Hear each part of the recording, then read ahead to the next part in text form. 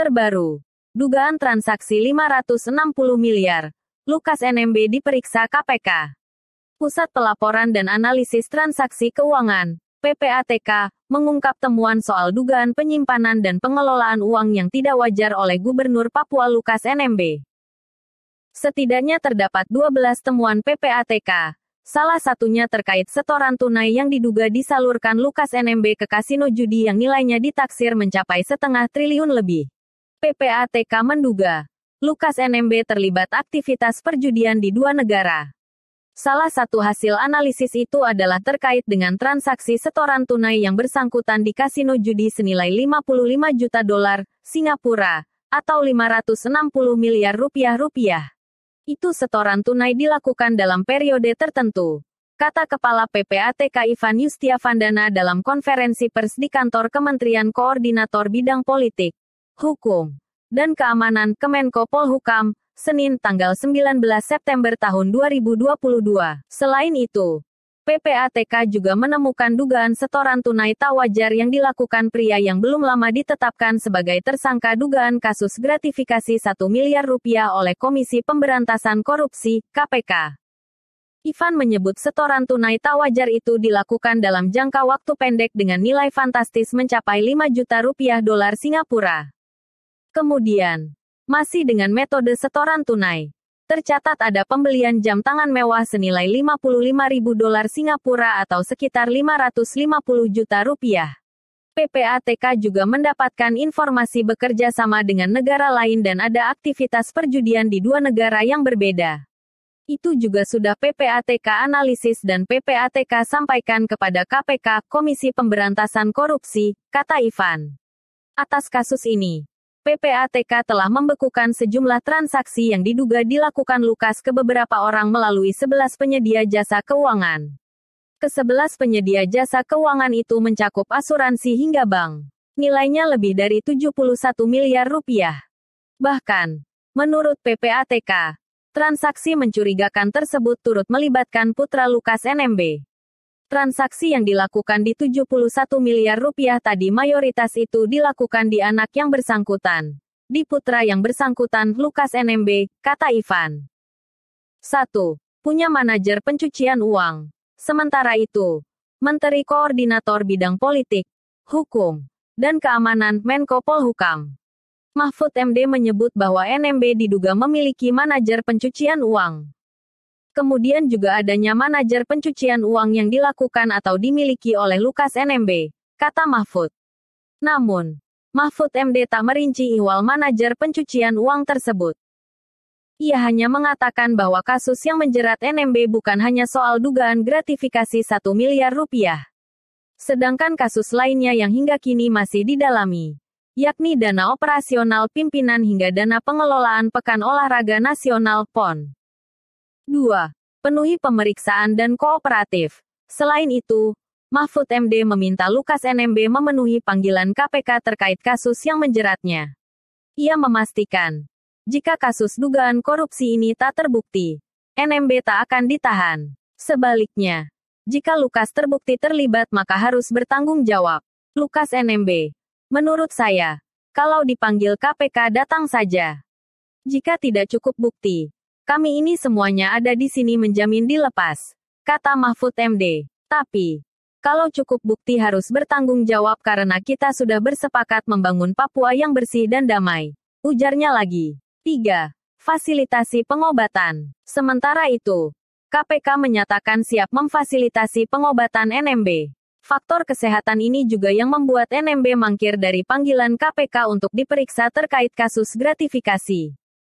Wakil Ketua KPK Alexander Marwata mengatakan bahwa pihaknya siap memfasilitasi pengobatan sebagai bentuk penghormatan hak NMB sebagai tersangka. Kalau nanti misalnya Pak Lukas ingin berobat, kami juga pasti akan memfasilitasi. Hak-hak tersangka akan kami hormati, kata Alexander Marwata. Alexander Marwata menegaskan bahwa penyelidikan KPK baru menemukan dugaan gratifikasi senilai 1 miliar rupiah. Hal itu juga sebagaimana klarifikasi terhadap saksi maupun dokumen penyelidikan. Tetapi, perkara yang lain itu juga masih kami kembangkan. 4. Tak ingin ada pertumpahan darah. Alexander Marwata juga menyatakan bahwa upaya jemput paksa Lukas NMB tergantung situasi. Sebab, pihaknya tak ingin memaksakan penjemputan paksa NMB karena situasi di Papua Tengah tidak kondusif. Kita lihat situasi. Enggak mungkin kan kita paksakan kalau situasinya seperti itu. Kita enggak ingin ada pertumpahan darah atau kerusuhan sebagai akibat dari upaya yang kita lakukan, kata Alexander Marwata. Ia juga menyampaikan bahwa pihaknya telah memerintahkan penyidik untuk kembali memanggil Lukas NMB. Hari ini kita perintahkan supaya dipanggil lagi, ujar Alexander Marwata. Mahfud mengatakan penetapan tersangka terhadap Lukas bukanlah hal yang mendadak. Mahfud menyinggung ucapannya sendiri tentang 10 kasus korupsi besar di Papua yang disampaikan pada Mei tahun 2020. Dia bilang salah satu kasus tersebut adalah Lukas NMB. Kepala PPATK Ivan mengatakan lembaganya menemukan dugaan bahwa Lukas menyetorkan secara tunai uang sejumlah 560 miliar rupiah ke kasino. Dia bilang uang itu disetorkan ke rumah judi dalam periode yang tidak sebentar. Salah satu yang ditemukan PPATK, kata dia, adalah Lukas diduga pernah menyetorkan secara langsung uang sejumlah 5 juta dolar ke rumah judi. Itu nilai yang fantastis, kata dia. Selain setoran ke rumah judi, Ivan mengatakan lembaganya juga mendapati Lukas membeli jam tangan mewah. Jam tangan itu, kata dia, berharga 55.000 dolar atau setara 556 juta rupiah. Alex meminta Lukas untuk kooperatif dengan bersedia diperiksa oleh KPK. Dia mengatakan lembaganya akan menghentikan penyidikan kasus ini. Bila Lukas bisa membuktikan bahwa duit yang dia punya bersumber dari usaha legal akibat kasus korupsi Gubernur Papua. Sebanyak 2.000 personel gabungan TNI dan Polri disiagakan untuk mengantisipasi unjuk rasa SAFE Gubernur Papua pada Selasa, tanggal 20 September tahun 2022. Menurut data LHKPN KPK, Lukas NMB terakhir kali melaporkan kekayaannya ke KPK pada tanggal 31 Maret tahun 2022. Jumlah hartanya mencapai 33,7 miliar rupiah. Harta itu terdiri atas 6 tanah dan bangunan yang berlokasi di Jayapura diperkirakan mencapai 13,6 miliar rupiah. Lukas juga memiliki 4 mobil yang terdiri atas Toyota Fortuner, Toyota Land Cruiser, Toyota Camry dan Honda Jazz dengan total nilai 932 juta rupiah. Lukas juga menyimpan harta yang digolongkan surat berharga 1,2 miliar rupiah. Kuasa hukum Lukas NMB, Aloysius Renwarin memastikan jika uang ratusan miliar masuk ke rekening kliennya merupakan hasil bisnis. Namun Aloysius tak menjelaskan detail usaha Lukas NMB tersebut. Dia kan orang kaya, dia punya sumber daya, dia punya usaha. Kamu mau curiga-curiga apa? Indonesia kalian ini. Dia sudah 20 tahun menjabat di negerinya yang sumber emas paling banyak di kabupatennya. Di tempat kelahirannya. Di negerinya. Jadi mau apa lagi buat cari-cari kesalahan orang? Jakarta bilang.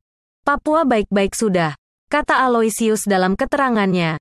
Aloysius tetap meyakini ada unsur kriminalisasi dalam pengusutan kasus dugaan suap dan gratifikasi menjerat kliennya.